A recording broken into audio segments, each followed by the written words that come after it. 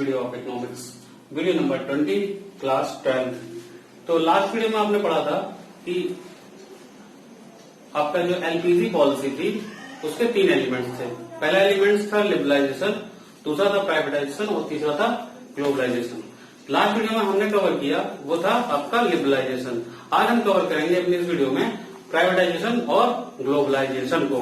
तो चलिए शुरुआत करते हैं। सबसे पहले समझते हैं कि प्राइवेटाइजेशन होता क्या है। तो जैसा कि लिखा हुआ है, it is the process of involving the private sector in the ownership और operation of a state owned enterprises. यानी किसी भी सरकारी कंपनी में, ठीक है, किसी भी सरकारी कंपनी में प्राइवेट लोगों का इन्वॉल्वमेंट। अब वो इन्वॉल्वमेंट कैसा हो सकता है? वो इन्वॉल्वमेंट 2 तरीके से हो सकता है। या तो पूरी की पूरी प्रॉपर्टी, पूरी की पूरी कंपनी बेच दी जाए प्राइवेट हाथों में, या प्रॉपर उस कंपनी का कुछ हिस्सा बेचा जाए प्राइवेट हाथों में। तो इसको हम कहते हैं प्राइवेटाइजेशन या डिसइन्वेस्टमेंट। ठीक है, तो गवर्नमेंट ने देखा, एक्चुअली आप समझ चुके होंगे कि जो प्राइवेट कंपनियां थी वो अच्छे से काम करती थी और वहीं पर पब्लिक सेक्टर कंपनियों का हालत काफी खराब हो चुका था। लीकेज, करप्शन, ठीक है, और सबसे बड़ी जो समस्या थी रेड टेपिज्म की। रेड टेपिज्म क्या था, मैंने आपको शुरुआत में बताया था कि हो क्या रहा था कि नंबर 1 समस्या थी कि कागजी कार्रवाई सरकारी कंपनियों में बहुत ज्यादा होती है।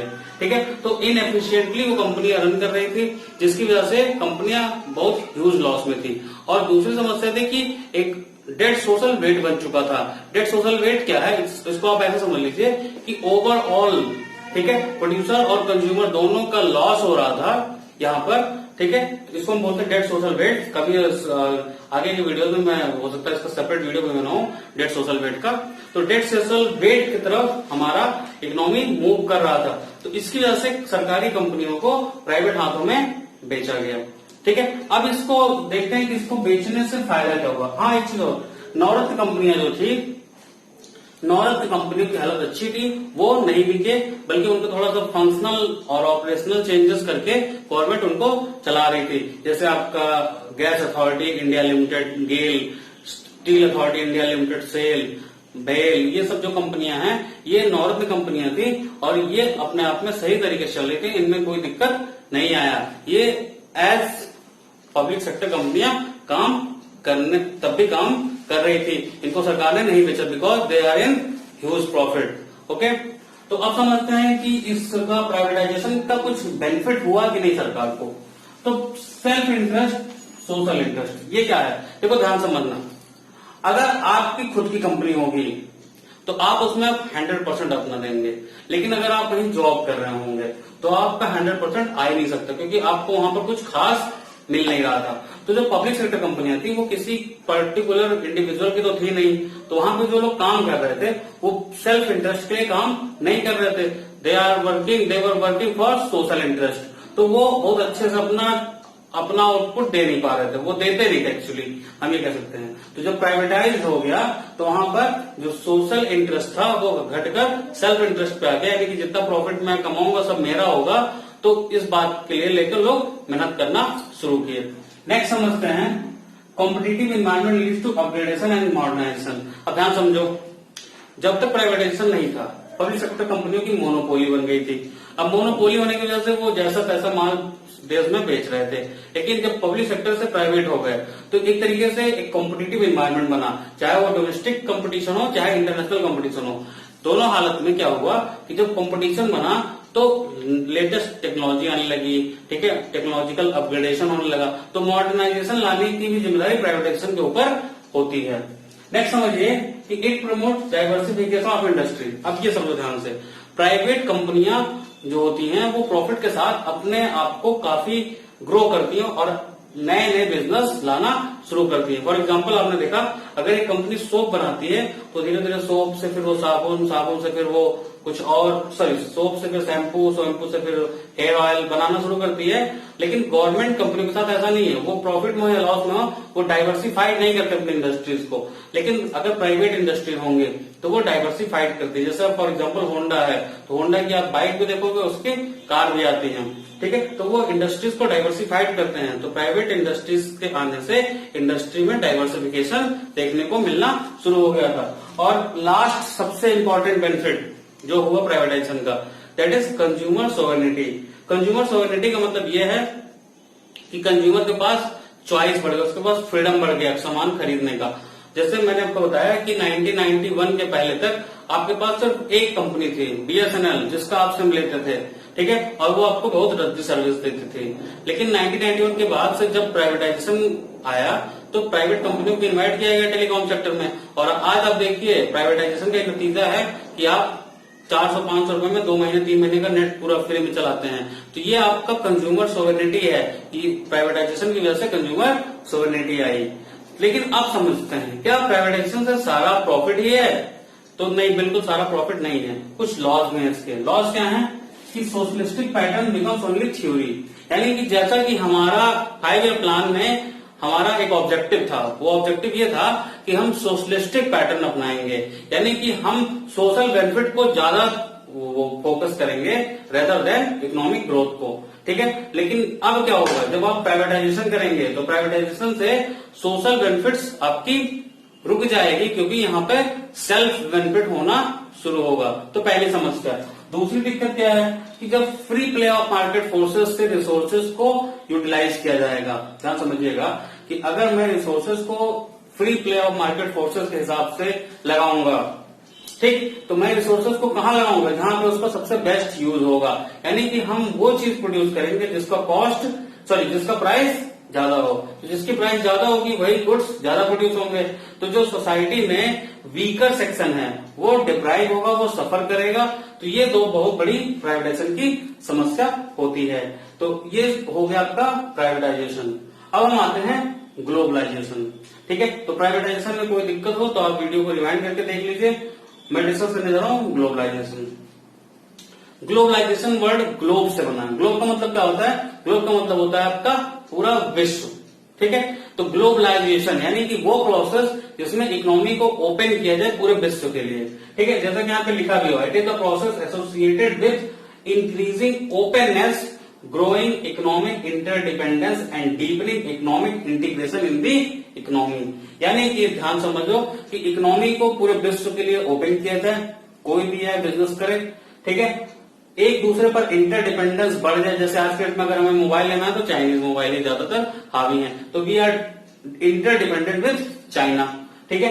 और deepening economic integration in the world economy, यानी कि लोकल इकोनॉमी को वर्ल्ड इकोनॉमी के साथ इंटीग्रेट कर दिया जाए। तो ग्लोबलाइजेशन का क्या मतलब हुआ?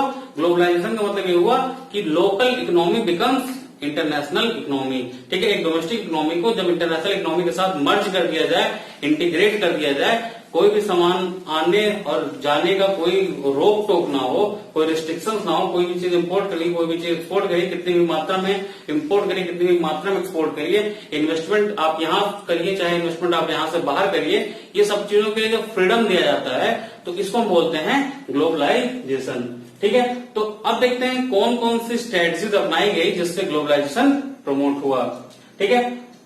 तो policy number 1, increase in equity limit of foreign investment. क्या था ये? फेमा से फेरा को रिप्लेस किया गया। ये क्या है? Foreign exchange regulatory act. Foreign exchange regulatory act को फॉरेन एक्सचेंज मैनेजमेंट एक्ट, यानी कि अब फॉरेन एक्सचेंज को रेगुलेट नहीं किया जाएगा, अब फॉरेन एक्सचेंज को मैनेज किया जाएगा, ठीक है। तो जिस एफडीआई को सिर्फ 40% की परमिशन थी, ध्यान समझना, 1991 के पहले फॉरेन डायरेक्ट इन्वेस्टमेंट को, यानी कि भारत में अगर कोई बिजनेस करने आता तो वो सिर्फ 40% ही पैसा लगा सकता था, उसको 60% यहाँ के किसी लोकल बिजनेसमैन के साथ मिलकर पैसा लगाना पड़ता, ठीक है। तो यहां से 1991 के बाद से ये बैरियर्स हटा लिए गए और 51 से 100% तक अलाउ किया गया।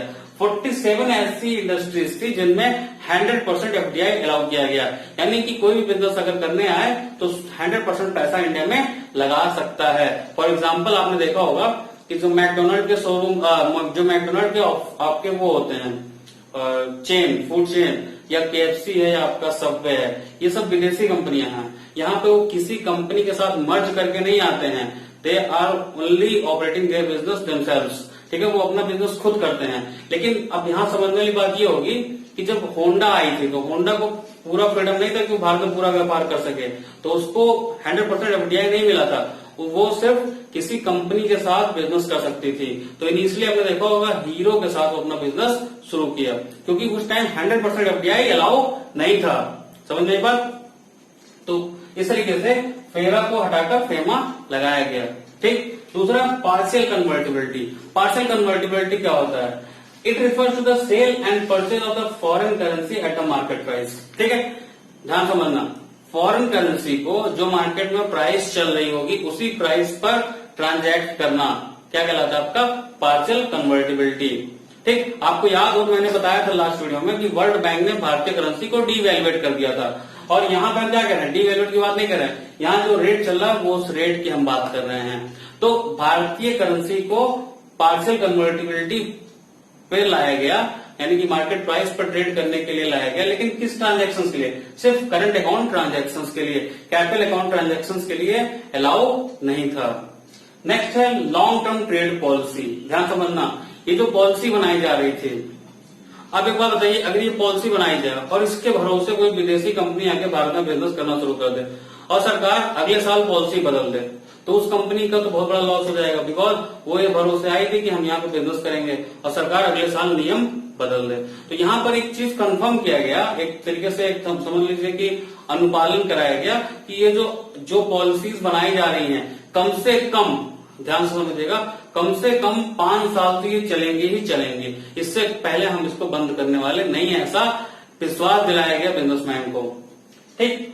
नेक्स्ट टॉपिक है रिडक्शन इन टैरिफ्स। तो ध्यान समझना, जो इंपोर्ट्स को डिस्करेज करने के लिए सरकार ने इंपोर्ट्स पर हाई ड्यूटी लगा रखी थी।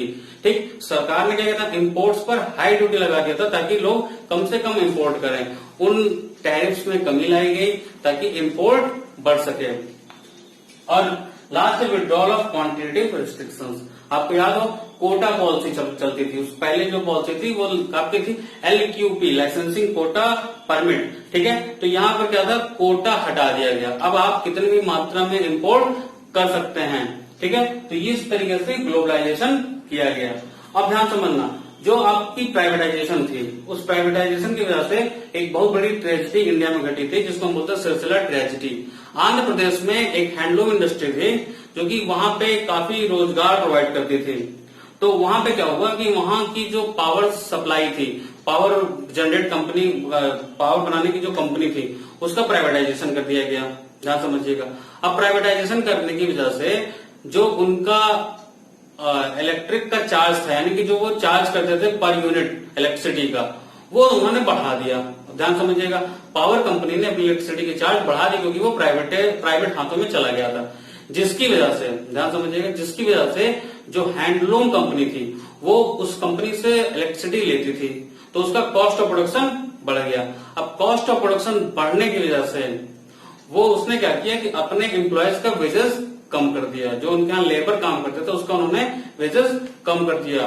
अब वेजेस कम करने की वजह से जो लेबर सब्सिस्टेंस लेवल की वेज पाते थे, उनकी सैलरी इतनी कम हो गई कि वो बिल्कुल हंगर से वो परेशान हो गए और स्टार्वेशन की समस्या शुरू हो गई। तो बाद में कई सारे लोगों ने, लगभग 50 लोगों ने एक साथ सुसाइड कर लिया था, क्योंकि वो अपना पेट नहीं भर पा रहे थे उतने पैसे में। ठीक है, तो प्राइवेटाइजेशन का ये एक तरीके से बैड इम्पैक्ट ये भी है। ठीक, तो इस तरीके से आपका लिबरलाइजेशन कल के वीडियो में खत्म हुआ था, लास्ट वीडियो में, और ग्लोबलाइजेशन और प्राइवेटाइजेशन आज खत्म किया। उम्मीद करता हूं कि आपको सारी चीजें समझ में आएंगी, नहीं समझ में आएंगी आप रिवाइंड करके देखिए। ठीक है, वीडियो एक बार नहीं 2 बार देखिए। कोई डाउट हो आप कमेंट बॉक्स में डाल के पूछिए। फिर भी अगर कोई डाउट है तो आप चाहे तो मेरे पर्सनल ईमेल पर भी भेज सकते हैं। ठीक है, ईमेल मैं आपको इस वीडियो में दे दूंगा।